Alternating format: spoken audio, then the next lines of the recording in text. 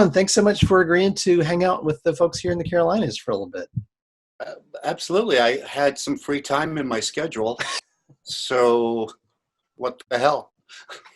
We hit the window, the narrow window that you Yeah, had. just a narrow window between now and 2021.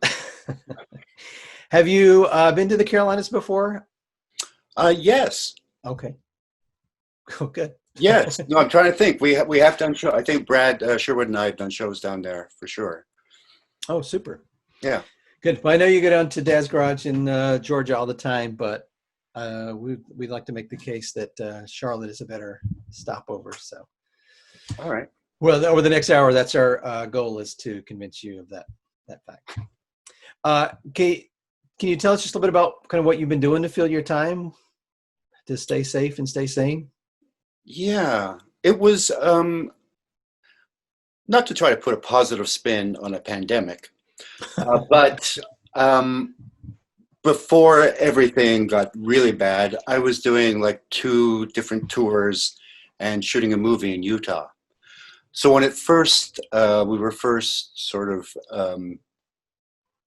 told to go home and stay home, I thought, oh, great. I can just take a rest. I mean, it's interesting to go from 2 tours and a movie to all of a sudden being in the vulnerable group of a pandemic. But I kind of enjoyed it. I got to spend time with my wife and daughter, and it's been good. I've been doing things like this. I've had a couple. Last night I had a show with a rapid fire theater in Edmonton, and we did a Dungeons and Dragons improv, which was a lot of fun. So there's seems to be stuff happening all the time. People are still trying to figure out the technology and how to work around it and how to exploit the limitations and see what we can do. So it'll be interesting to see what happens, because I really don't know what's going to happen with theaters in the next little while, how they're going to try to work that out. Yeah, it's definitely going to be a journey. It's not going to be just turning it right back on. We have a festival planned here in September, and every week when we talk, we're trying to decide what's going to happen next. Good. This is kind of a weird time, so this is maybe a little bit more of an odd or hardball question, but for folks that do comedy, when you have a pandemic going on, and right now in the U.S. we've got a ton of racial tension as well. What's our social responsibility as folks that do funny make-em-ups, if anything? Do you have an opinion on that? Well, I think you saw once the pandemic started happening, people immediately started turning to the arts. Netflix, I'm sure it's done very well during this time. A lot of people have been reaching out to me saying, we've been watching Whose Line online just for that half hour of not having to think about anything. And I think that's a valuable occupation, because there are times people just want to go to that fantasy world, whether it's Narnia or some big budget movie, or whether it's just being in a small club for an hour and forgetting that there's an outside world and sort of connecting with everyone around you and laughing at the same thing. And I think we're very important in times like this. Yeah, absolutely. And I've been appreciative. Whose Line has been one of the shows that had shows in the can before this started, right? So we've been able to get new episodes. Yeah, this new season, it's like the best of all possible worlds. Didn't have to film anything this year. It was all they had extra episodes from last year. So I've been telling people, watch Whose Line online. I say, and especially watch the best of Ryan Stiles, because sometimes it's just nice to see someone worse off than you. Just to give you a bit of a build. All right. Fantastic. So I do want to turn it over and give people the chance to ask questions. So I'm going to start with my partner here with Queen City Comedy, Carla, to ask a question. While she's doing that, I'd like for folks to, if you have a question, just put your name in the chat, and I will randomize it and come to random people as we go. And I'm going to ask everybody else to turn off your camera. So it's just going to be Colin and Carla there on the screen. Oh my gosh, it's like a dream. I'm sorry. I just need a moment. It's all right. Let's just breathe together. All right. Oh, hi, Colin. I'm Carla, and I help with Queen City Comedy here. And I have two questions for you. Right. My first one, we'll start with that, which is, what do you see the difference as British humor versus American humor, since you played Whose Line in both worlds? You know what? My very first Whose Line on in Britain, I totally screwed myself because I got so tense. I thought, yeah, we have the same language, but are they going to get anything I do? And blah, blah, blah. So as a result, I kind of froze up and didn't do anything. And then I realized they get us maybe more than we get them sometimes, because they have a high influx, you know, shows like Friends and Cheers and all the hits of America. So they get that, but they also have their weird, a lot of their, I don't even know how to describe their humor. When I'm improvising with Brits, the difference in the improvising styles is they break the fourth wall like all the time. It becomes a very presentational, almost like a pantomime. And they're always including the audience in it. And the audience is almost like another member of the troupe, and they're in on all the jokes.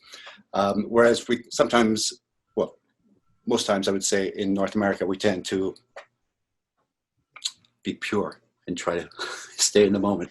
Where for them, it's an entertainment. But aside from humor, I mean, they have everything from like Benny Hill, which is like the lowest common denominator, to, you know, things like Monty Python and sitcoms with people like David Mitchell, who I don't know if you know, but smart. They have very smart humor and they have very stupid humor, and sometimes they have it in the same show. They don't. I think the thing about British humor is they don't like to be tied down to anything. They just go for the laugh, and like we do, but sometimes we don't, like them, don't make it all the time. Right. Well, good. Thank you. And my second question, you mentioned Ryan Stiles earlier. How do you keep it fresh when you've played with someone for such a long time? What makes it interesting, and how do you guys find that play every night? It is difficult because Ryan and I have been improvising now for over 40 years together. So that's a lot of crap we've made up. And there have been times, especially on Whose Line, because sometimes they give us the same situations where you're doing a scene and you go, oh, I'm pretty sure we've made this up before. When we're outside of the confines of Whose Line, it's much easier for us because we can interact with more people and we're not always have to be together. But it's always a joy to work with Ryan because I know him so well. From the very first day we worked together, it was one of those magical things where it just worked. It's because I think we find each other incredibly amusing. And what I love about Ryan is he gets as much joy setting someone up as he does getting the joke. He counts it as such a big win when you understand where he's going in a scene and you've capped it with a joke. And he's really one of the most unselfish improvisers that I've ever worked with, which is nice. And that does keep you fresh because he's always lobbing things. And as I say, I've worked with him for 40 years. There's still, I would say, 20% of the time, I have no idea where he's going to go or what he's going to do. But I know I'm going to go along for the ride because I know it usually ends up going well. Well, awesome. Thanks. I know there's a couple of us on here that have played together, nothing like 40 years, but 5+ years. And so it's good to hear from someone like you that we just need to be better to each other. That's it. Just trying to make each other look good. Yep. Kale, do you have our next question? I do. We're coming to Cassidy next.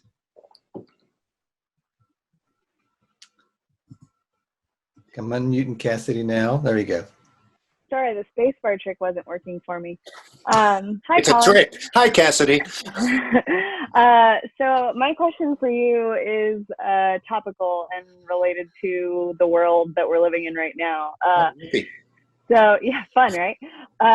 So as we're seeing a lot of venues and theaters, and not just small venues and spaces, but well-established improv theaters like UCB and IO have been really hit in permanent ways by this. And as we're seeing like lots of venues facing closures and being threatened by not being able to continue after this, what kind of advice would you give for cultivating community from kind of ground up whenever we have to kind of rebuild at the end of the quarantine time? Finally, an easy question. Yeah. You know what? I really have no idea. I have no idea what the future brings, which is weird. There's going to be so many rules that are going to be in place just to make it safe for theater goers. My wife works with the Film and Television Union, and they're talking about all the things that change in that, from lunches. Everyone will be getting a box lunch. There'll be no more buffets. There'll be no more craft tables. Makeup people will have to have their own. Everybody has their own makeup that no one else will have. There'll be no longer that thing where they call you in 3 hours before you do anything, because everything will have to sort of regulated. So theater, of course, is a much different animal. And, part of the beauty of being in the theater is that community of all of you watching the show together. It's that thing where, especially in comedy, laughter is contagious and the audience becomes an organism. And I know they're talking of, somehow working it out where they would sell 30% of the house. So everyone will be kind of spread out. And I guess that's better than nothing. I'm sure there's people out there way smarter than me working on this, trying to figure out how to do it. I don't know if Zoom shows are going to be the future for a little while, until people can figure out what to do, or until a vaccine is made. I try to be optimistic, because even though I'm not really a big fan of humankind, I truly think we will get through this. And I really hope that we come out the other side as better people. I hope so. And I hope that this shows people how important that the arts are. And I hope people will find a way to support the arts in their community, and that they remember when things were really bad, the first thing they turned to was music or comedy or a movie. It can't just be the artists. We need the whole community to sort of come together and help the arts. That was a long, rambling answer, and I don't know if it even answered your question, but now I'm done. Thank you so I much. asked you to solve a major health crisis in that question, so it's okay. Oh yeah, I'm developing a vaccine right now in my basement, so it should be ready in a couple of weeks. We're counting on you. Thank you. Thank you, Cassie. Next up is the best lit man in Charlotte, Keith Williams. Keith. Colin, my pleasure to meet you, sir. Oh, lovely meeting you. And you are nicely lit. Oh, thank you. I appreciate that. I'm in front of a giant window, and it's not sunset yet, so I got lucky.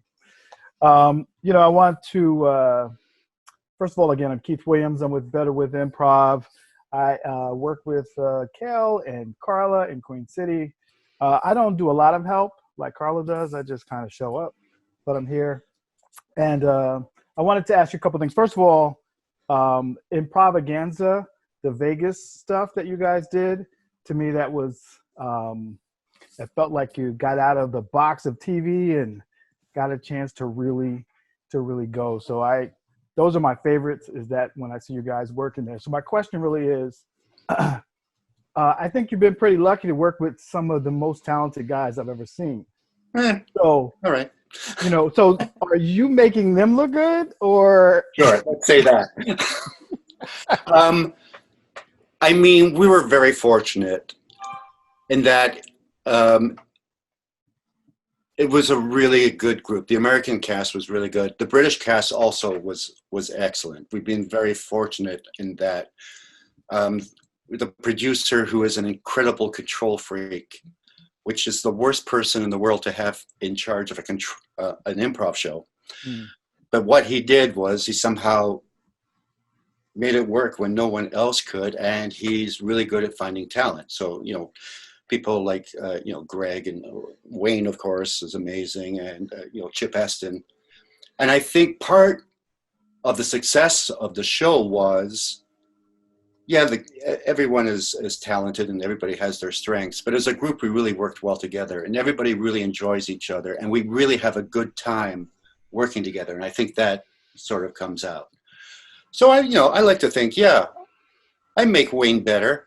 I make him sing songs better just because I'm next to him, because that makes me feel good. But I know we spur each other on. I hate using the word competition because there are so many negative connotations to it, but we do sort of push the others to be on their toes and go as far as we can. I can see how you pimp them out. I can see you, setting them up and calling them out on their stuff. And I think that's it's pretty exciting. So it's just, again, my pleasure. I want to take up a lot of time, and you've made the rest of us who do this feel like it's less crazy, because people go, "What do you do?" And we just say, "Well, we do what Whose Line does," and then they go, "Oh, okay." So yeah, we really lucked out. So thank you for watching. Thank you, sir. Jen Bianchi. That's me. Hi. Hello. Oh my gosh, you're delightful. My name's Jen Bianchi, and I am a teacher producer at the Pit in Chapel Hill. I also do stuff in Charlotte. I just want to say thank you, because you were my first introduction to improv, and now I have a 10-year habit, and that's because of you. So thanks. Welcome. So I'm a producer at a theater that has lots of house team members, and I always encourage my students to join an indie team. But I am running into a lot of people who are upset with their house teams, like they're just not clicking. And I don't know if you had any advice to get people who do not know each other that well, or people whose personalities maybe don't mix. How do you get them to gel in a cohesive team? Good one. I think I'd rather answer the pandemic questions. I'm trying to think, because one of my favorite things is going to a company where I don't know anybody at all, because it gets me back to the basics of improv, of listening and accepting and building. Sometimes there are people that for whatever reason you can't work with. I have a really good friend, and we were in Second City together, and we both, he's a great improviser. We could not click for like 3 months. And we would keep going out because we found each other funny and we enjoyed, and we realized it was because we were being too polite with each other. So both of us were kind of sitting back and waiting for the other one to take charge, rather than just going in there, doing it, and the other person accepting and building on it. So I don't know if it means just going back to the basics. And, it's really hard when egos get involved, but when you're improvising and on stage, that's kind of the first thing that has to go, because you're there as an ensemble. Everybody should be working, whether it's a scene, whether it's a herald, to make it work. And so at that point, there should be, in a perfect world, there should be no baggage. It should be you improvising. There's an audience. You're there. You you know, everyone plays endowments. You endow that person with whatever it takes to get through the scene with. Yeah, a lot of times you have to lie to yourself. There have been people I've worked with that I've had a problem with, but ended up doing amazing scenes on stage with, and it's because that stuff has to be away from the stage. The stage is where I am the most relaxed in my life. So that's what I want to continue. So for the next 5 minutes, I'm going to love you, and we're going to make this work. Okay, thank you so very much. I appreciate your time. Thank you. Very cool. Next up, we've got Kit. Kit coming to the stage. Oh, there we go. Kit, you're muted. I'm sorry. We were having a barbecue and I was eating chicken. Sorry. It's all right. Hi. Hi, Colin. Hello, how are you? I'm good. How are you doing? I'm good, thanks. I don't really have a question. It's more of an observation or something I read today as I was trying to find a good question to ask you. And which is funny. I mean, I was laughing at it earlier, but the thing that I really loved so much was I was reading an article about you and your daughter and how you had used a very popular improv principle that helped you in your life. And I just, the light bulb clicked on. I couldn't believe that I'd been doing improv for so long and didn't think that yes and was such a great way to just have you like live life, especially right now. Like, oh, there's a pandemic. Yes, and and I'm gonna try and make it better. Yes, and there's racial tension. Yes, and it's just, I don't know, that kind of struck me, and that was it. I just wanted to let you know that. Oh, well, thank you. My wife and I actually, about 10 years ago, and when I think about it, I thought, why does it take so long to do this? We thought, hey, why don't we use the rules of improv in our life and see if that takes us on a better journey? So it's all the things we don't practice in real life. You know, listening, accepting, saying yes. I know, it just blew my mind. I'm sorry, blows my mind. It's amazing how, and you don't realize how often you say no in a day. Brad Sherwood, who I work with, he and his wife decided one day they would put an elastic band on one wrist, and whenever they had a negative thought or sentence, then they would change it to the other. He said, at the end of the day, we had 2 broken rubber bands. You don't realize how negative life is until you start thinking. Our first test was, we had made this rule, you know what, we're going to say yes to things that are not dangerous, but maybe a little outside of our comfort zone. And we had this offer to go to the Congo with a group called World Vision and talk about child sponsorship for these incredibly poor children. Mm-hmm. And any other time, we probably would have found a way to get out of it, but since we had come up with this rule, so we went to the Congo, and we were there for 2 weeks, and it was the most incredible time. We met these people who were living in incredible poverty, but had this spirit that just, we had just come from Christmas. So we'd come from, North American consumerism to nothing. The little girl that I was interviewing and doing a commercial with, her toy was a clothes peg, and half of it was gone. That was her doll. So it just made us appreciate what we had, and also made us think of other people. And I found that's what's really been great about this Yes And, was we've actually, I think, been more empathetic towards people. It certainly helped when our daughter came out transgender. So it's just made our lives better. And I think if everyone was giving an improv class from grade 1 to 10, I think the world would be a better place within 20 years. Amen to that. Thanks, Colin. Thank great. you. Enjoy your chicken. Thank you.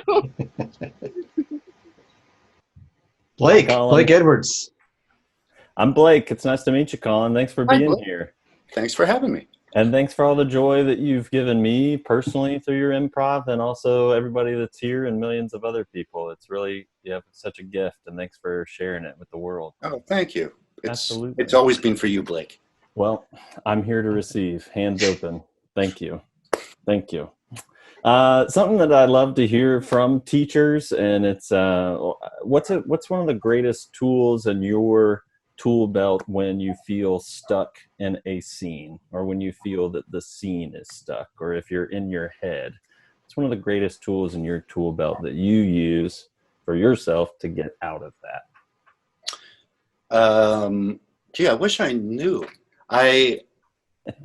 You know how your mind is just like exploding all the time, kind of? Mm-hmm. So when things are hitting a bit of an impasse, I quickly replay the entire scene and see if there's something back there. Sort of like when you're, they say that when your life flashes in front of your eyes, Mm-hmm. it's because your brain is downloading and trying to find something that will save you from this particular moment in time where your life is in danger. Wow.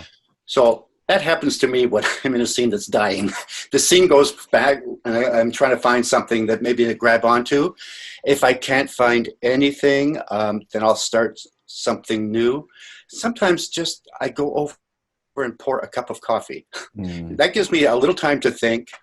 And then, and luckily there's usually someone there. So I make an offer to them, even if it makes no sense whatsoever, but it sort of gets the adrenaline going rather than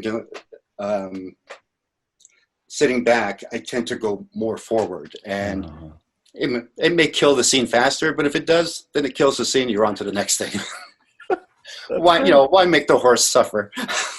Exactly. Brilliant. Make a cup of coffee, give a gift, and move forward. Yep. You watch Whose Line, you'll be surprised how often I'm pouring coffee, no matter where. I'm on a desert island, doesn't matter. I'm going to keep an eye out. Thanks so much, Colin. Really appreciate it. Thank you, Blake. Absolutely. All right, next Colin, up. greetings. Oh, sorry. No, go ahead, Neil. Go ahead. Hey, thank you. Hi, Colin. Greetings from Dublin. First of all, thanks for the opportunity to do this. Yourself and Ryan Stiles are the reason why I got into improv. I won't say whose name I remembered first, but no, I'm sure. Ryan. But Ryan, which name? Sure.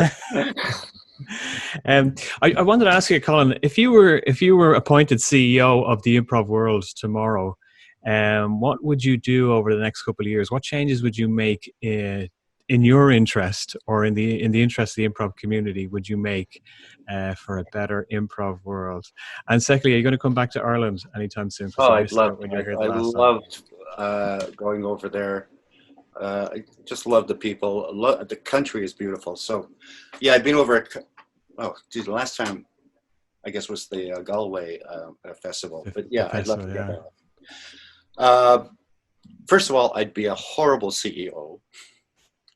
I would. Well, I don't know how much I would have to do. It seems.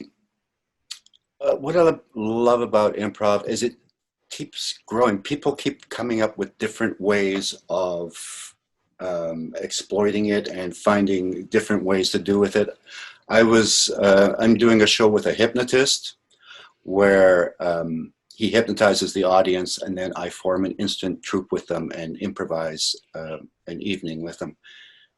It's the most terrifying and satisfying improv I've done in a long time. I think people to get terrified more. I find being comfortable can really be the death of good improv. And it's, I'm talking, as someone who's been doing it for over 40 years, every show I do is trying to find ways where I'm constantly outside of my comfort zone.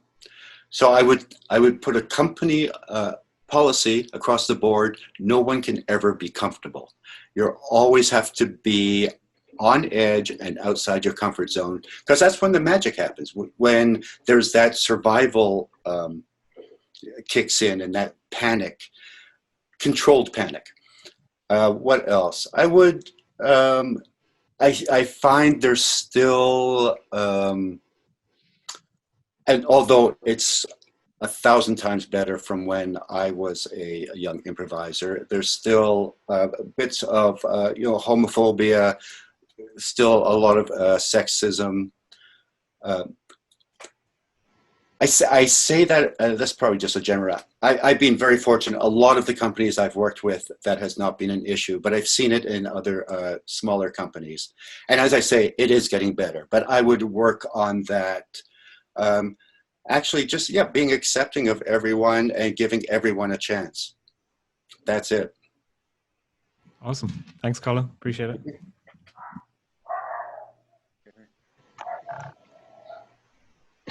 This is a twofer, Colin. This is a twofer. All right. Hey, Colin, just wanted to say thank you so much. I'm echoing everybody that's spoken before me. I grew up watching the British version of Who Line in high school, and it got me into it when I was in Canada myself, in Victoria, doing improv. Was a school activity, which was a lot of fun. And then coming to Charlotte, I met my partner here. We're expecting our first child through improv. So we're really excited. So our question is, what should we name our baby? Well, Colin is always a good choice, or Right, Colleen. right. Depends. Colleen, good, Colleen. good, Or good. sometimes you just have to wait till you see them, and then the name pops in. That would be a very improvised plan. Just It would. wait until the moment. Just wait, Yeah. see what happens. That was not our real question. I just jumped in there because that's what I do in this relationship. So I think my question, you've actually answered a couple of the questions I came to the table with, so I'm struggling a bit to come up with one, but I would love to hear from you, in your eyes, what might have been the worst scene you've ever done? Like, take us down memory lane, and then what would be the big lesson that you took away from that to help grow and help become a better performer from there? I mean, you've had such a historic career, and Yes. around the world and in front I'm of millions of surprised people. you assumed I had a bad somewhere. The worst one. Okay, the worst one I can remember. Well, there's a couple, but this one. It was when I was first improvising at Theater Sports. I don't remember what the challenge was, but the guy, one of my team members said, it was combining television shows somehow. So the guy said, okay, I've got an idea, just follow me. I went, all right. So I was sitting there, he opened it up like it was a 60 Minutes thing. And then it became Gilligan's Island, and then he just brought me on and left. And I just started doing things, and then the audience started to boo. It was one of these theaters where the stage was like this, and then it was surrounded on three sides by the audience. So I think I snapped and went into the audience, pulled like 8 people, put them on stage, and then sat in the audience and said, "You think it's so easy? You do it." Oh, wow. And it saved it a little bit, but really not much. There was a time where Ryan Stiles, Brad Sherwood, and I were doing a show.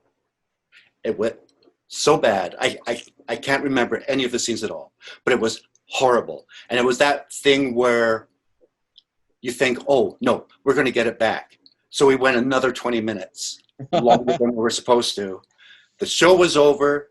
We left, got into our cars, and didn't speak to each other for 2 weeks. Not because we were mad at each other. It's just because it just brought such horrible memories. It was too fresh. And so what have I learned from those? I've learned that all that can happen at any time. I mean, I've been saying a lot, I've been doing this for a long time. There is never any guarantee when I walk on stage that it's not going to suck. Never. And that's probably good, because then I don't have to worry about getting comfortable, because I'm there to keep it going. So, and even when it does, it's almost the same feeling as when it's a great scene. every nerve is alive. You feel everything and you remember everything. But it's just, again, it's just what I remember from both those horrible shows were that audience is the only audience who ever saw those. No one else was ever subjected to those scenes ever again. I'm sure everybody there has no recollection of it whatsoever, except for the improvisers who went through that horrible thing. So that's the beauty and the curse of improvising. Every show is just for that audience, for the people that are around, and it will be forgotten soon. Wow, that's a beautiful thought. Thank you. Thank you so much for sharing that. Oh, thank you. And the fun stories. And congratulations. Thank you. Colleen. Colleen it is. Yeah, On the short list. done. All On the right. short list. Don't make false promises. On the short list. Short list. I'll take that. I'll check in. Yeah, follow up on that. Thank you so much. Thank you. Thank you. Hello. Nice to meet you virtually, Colin. This is an honor. You're an absolute hero of mine, and like a lot of other people here, at least my first exposure. You're the first improviser whose name I knew and told my parents about. I used to stay up late watching reruns of Whose Line on TBS, keeping it quiet so my parents couldn't hear. So thanks for doing all that for your career. And my question is, what over the course of your career, what roadblocks or periods of stagnation have you hit, and how did you work through those, and how did you come out on the other side? Yeah, most of my roadblocks were of my own creation. Like I mentioned, my first episode of Whose Line, I let fear creep in, and so I have been so lucky with that show because screwed up my first audition, I screwed up my first show, and I was always lucky that there was some sort of backup that ended up getting me into that show. So a lot of it for me was giving myself a pep talk. Because you do go through times where you just think, oh, I am the worst improviser in the world. But then you have to step back and go, you know what? I'm not. I have been funny before, and I just have to get through this. So what do? Again, I kind of go back to the beginning. Okay, I'm just going for the next little while. In this show, I'm going to concentrate on doing different characters. On this show, I'm going to work on setting up the scenes and keeping the narrative going. And then just try to sort of jumpstart your spark and, accept harder and advance the scene harder and just get past it. It's really, there's so many things going against us. I mean, I'm so lucky, and only because of Whose Line, that I'm making a living at a job that didn't exist when I was growing up. And I mean, that was my major roadblock on the way, was that nobody knew what improviser was, and nobody knew what to do with it. But I was very fortunate in that this Brit had this idea for this show. I was very fortunate. One of my best friends ended up on it and championed me, and very fortunate that everyone who was on that show was just not only a great improviser, but a really good person, and just made that entire process a joy. So when things get bad, I try to think of the good things that I also have, and just, we all go through a bad time. Sometimes you just have to plug through till you get to the other side. Thank you so much, Colin. Thank you. Great. Next up is Lisa. Lisa, you're muted. Uh-oh. Okay. Hi, Lisa. Is that good? Hey, Colin. I have my husband, Mitch. He's sitting back here. Hey, Mitch. All right. Don't get up. This is the best day of my life. Oh, God. Just kidding.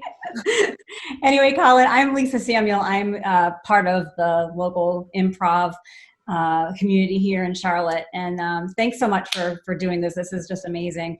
But my question to you is, since you've been doing this for, 40 plus years or so, is there still one thing that you do that you go back to? It's kind of like your go-to to either get yourself mentally prepared or a warm-up or just something that you just have to do before every show? But most of the work I do before the show is to not think about the show so that it's almost a surprise. I mean, I try to work in that, keeping my mind like a blank slate so that all I have is my partner and whatever we get from the audience. So it's basically distracting myself from the show. Brad Sherwood and I play cards, or I'll be reading a book, or just anything that has nothing to do with what we're about to do. So when I walk out on stage, there's this excitement of, I have no idea what's going to happen, and all these people are here to see something. So that's it. That's all I do. And that was, that took like years to get to that point, because there would be times where I think, oh, we're going to be doing a sound effects scene lately. I should try to do this maybe at some point. And then, of course, it would never work because it was never organic to the scene. So I just try to keep, like what I'm doing now. Just I just try to walk into it as though, oh, I'm just going to have a conversation with some people, see what happens. Right. Awesome. And I have to tell you, honestly, this is just personal story, but so my son was conceived because of Whose Line Is It Anyway? Okay. In Orlando, We are Florida. responsible for more children. I'm telling you, it was a great night. Was it one of Ryan's scenes, I'm guessing? No, actually, we went to see Wayne was in Orlando, and we always joke about when we always think like, when was that? When did we see with my son? And then we're like, it was the night we went to go see Wayne Brady down in Florida when he was doing the live Whose Line. So we just joke about that all the time. So thank you. So excited that you're sharing this right now.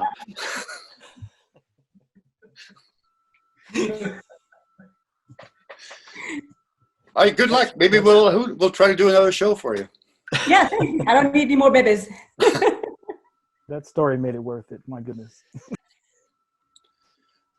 I can't believe how often I hear from people who either have found love with someone through Whose Line or ended up having kids because of it. For me, it's the most unsexy show on television. Hello. Go ahead, Janet? Question mark? I take it Colin. next to Janet. It's really not Janet. She's my wife, but I've got her computer, so you'll have to forgive me. I don't have a question. I have a big thank you. You have indeed been to Carolina. In fact, been to South Carolina. And over 10 years ago, with my wife and youngest daughter, who is on here with us, they took me to a show with you and Brad Sherwood. And you called me up on stage, and you had me be a backup rap dancer for 2.5 minutes. And as you can see, I am not a backup rap dancer. And that is my happy place to this day, more than 10 years ago. That's where I go when I'm bummed out. And I can't believe I'm getting emotional about it, but you, and I'm sure that you have had that influence on lots and lots of people over the years. So thanks. Me running around literally holding your hand on stage in front of 3,000 people. I got more calls the next day, like, who was that? And it was just a lot of fun. And especially in these times, we need times like that. So thank you. And I bet 1,000 more people could say the same thing to you and to so many others. So a big thanks. Oh, thank you so much for sharing that. That's lovely. Thank you. I'm glad I'm responsible for a happy place somewhere. Yeah, you were. It was good that there weren't any, that was before cell phones had video. Oh, yeah. Oh, yeah. I've told that story and people have searched and searched. So it's a good thing they can't find them. My wife just talks about this big bald gazelle hopping around on stage. Are you sure she wasn't talking about me? No, it No, wasn't I'm you. talking about him. It was me. Okay. But thanks so much. Thank you. Thank you for sharing that. All right, we're coming next to Jenny. Go ahead, top that, Jenny. Jenny's coming live from her comedy club in Greensboro. Hi. Hi, Jenny. Hi, thank you for being here today. I have a couple of questions, I guess. They sort of go together. One is just what are your sort of, I've been doing this since I was 20. I'm no longer 20. Oh. Seriously, it's like not even close anymore. And what are some of your games, like short form games, that you still are like, this is my favorite one. I definitely want to play these. They give me utter joy. And then the second part of the question is, as I am no longer 20, 44, some of the current references now, I'm cool, but I'm not like that cool anymore. And it's so much more pop culture than ever existed, with so many stations. Do you have any personal tricks that you use to try to, that I maybe haven't figured out yet? Yeah, you're asking the right guy. Yeah.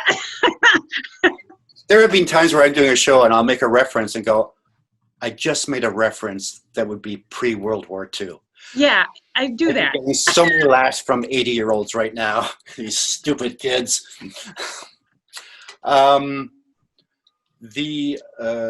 What was the first part? Oh, the favorite game. Yeah. I find games for me really go in a cycle. There are some times where I get to a game, it's like, oh my God, I can't have another person move me. Yeah.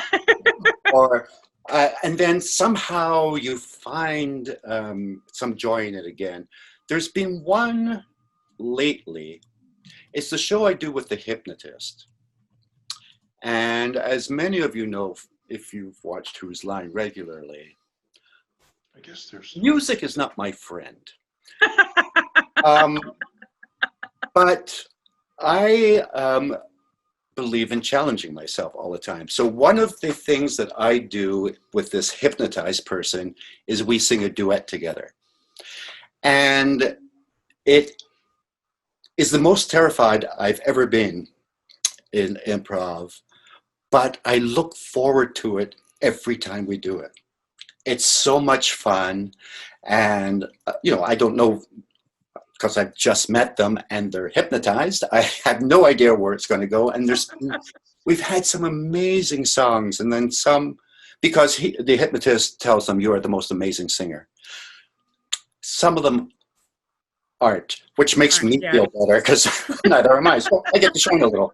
But there have been some people who are amazing. So I love those games where I have more than a 50-50 chance of failing. Right. Because that really gets me excited and makes me work a little harder. That's fun. Thank you. And as to the pop, I try to keep on top of things. It's so hard because there's so many things out there.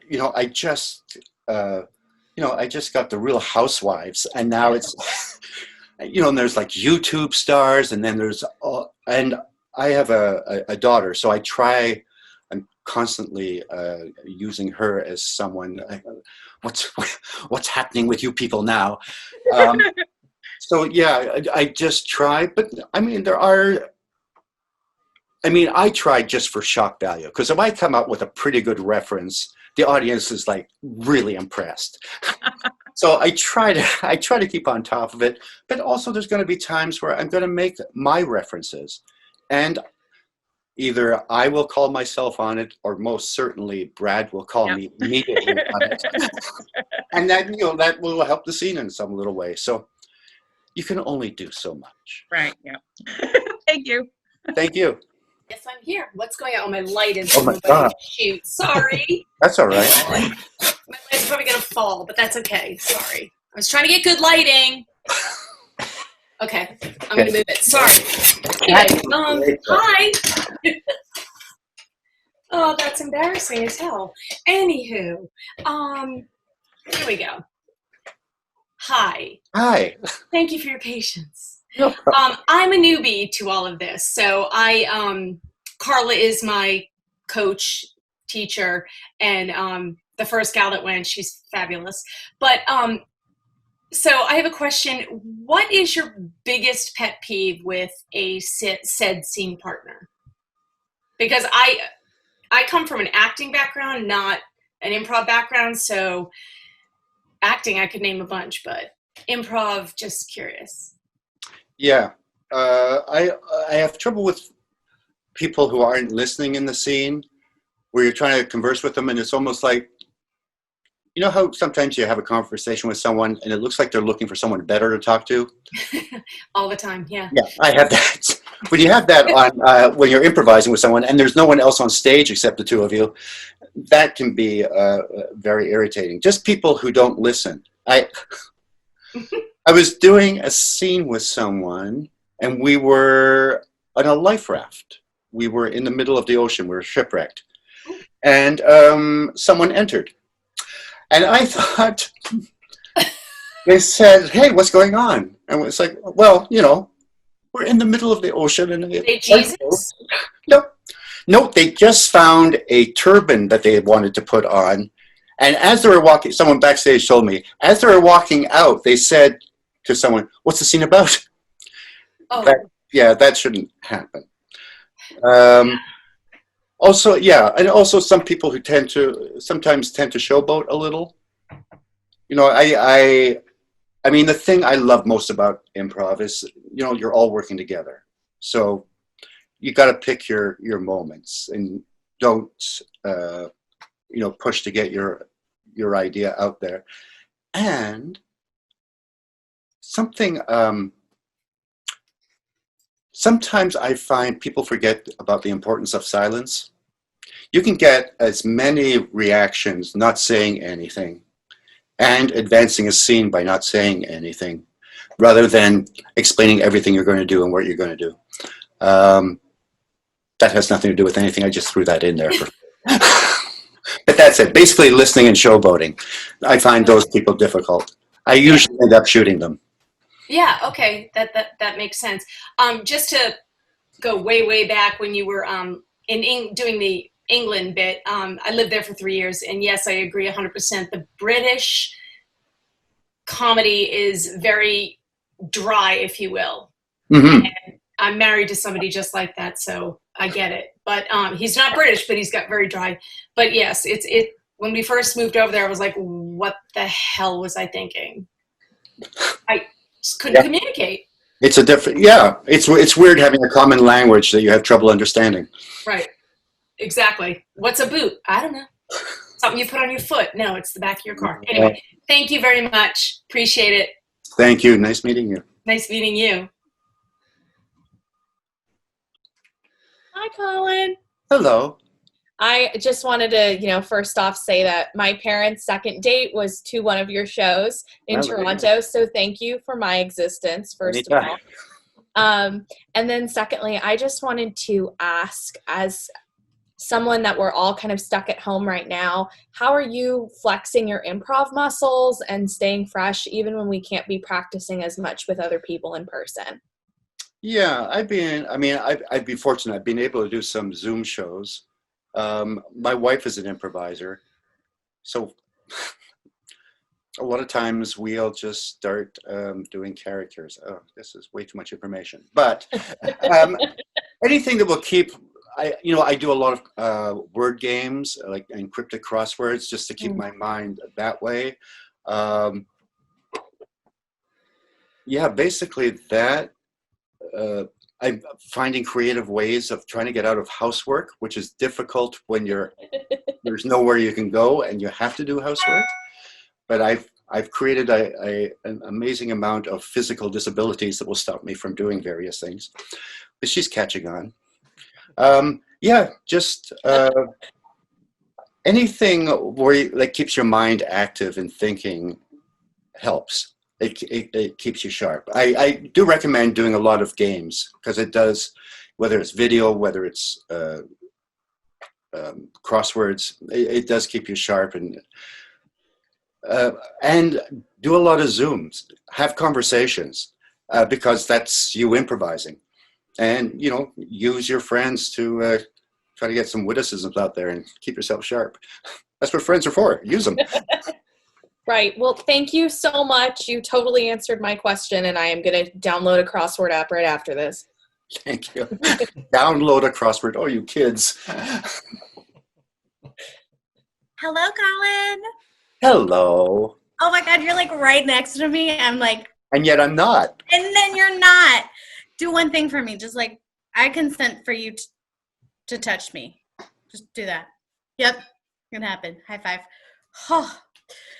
I mean, I can't follow up Janet. Damn, Janet, that was amazing. And I can't get over Neil's accent. So I'm just going to shoot the only question I know. And that's within your span of your career for the past 40 years, have you ever come to a point where you're just like, I've reached the height of it. I should just let it go? And then have you just said, no, I have to keep doing this because you love it, or has that not happened for you yet?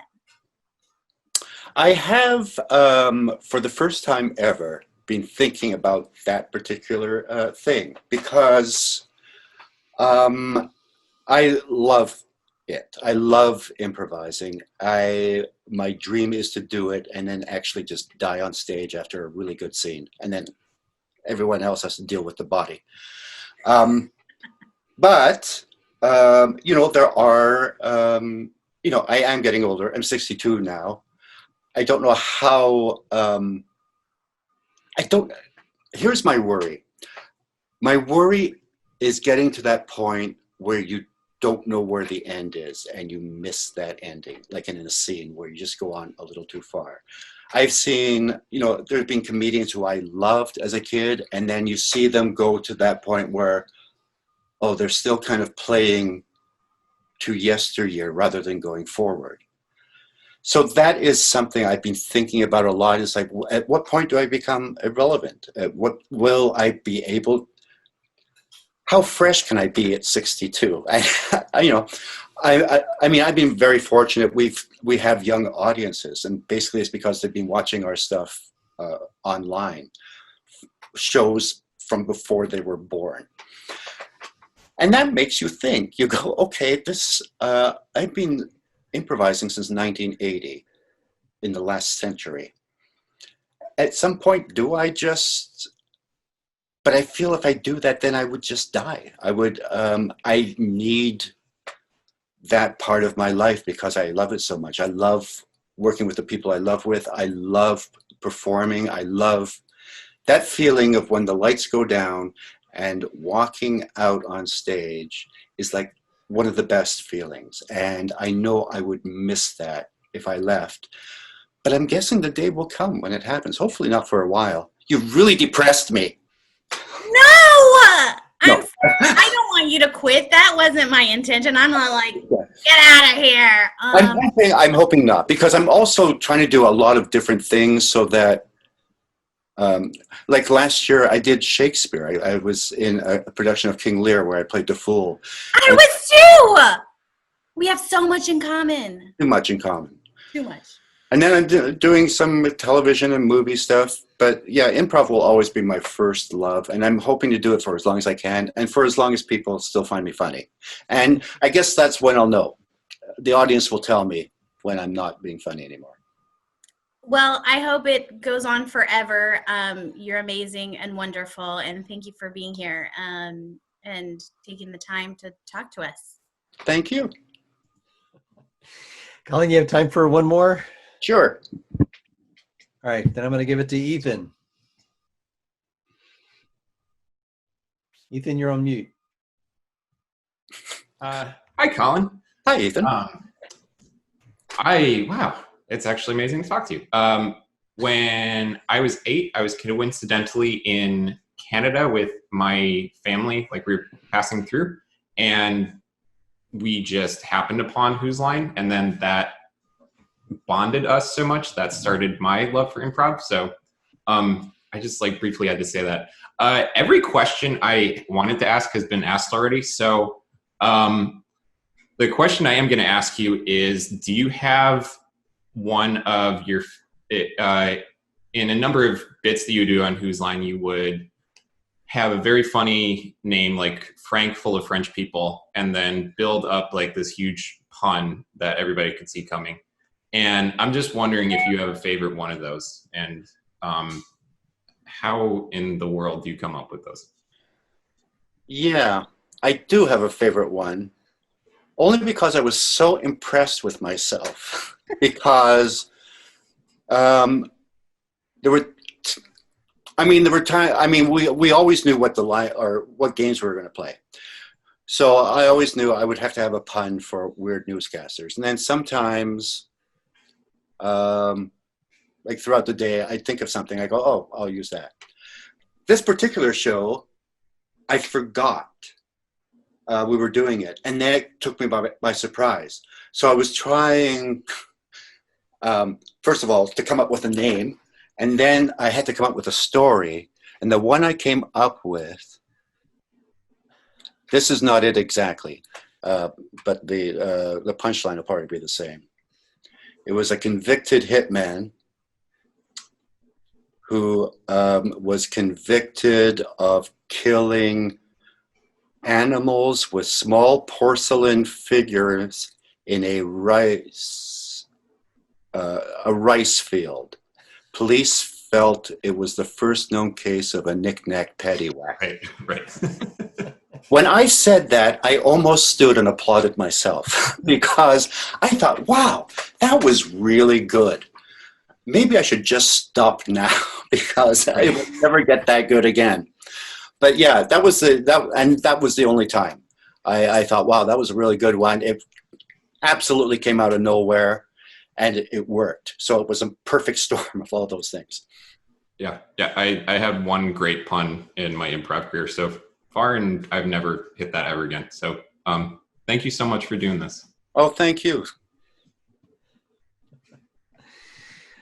All right. Well, I know that we could do this forever, probably, but hopefully we'll get the chance to do it again. I really appreciate it.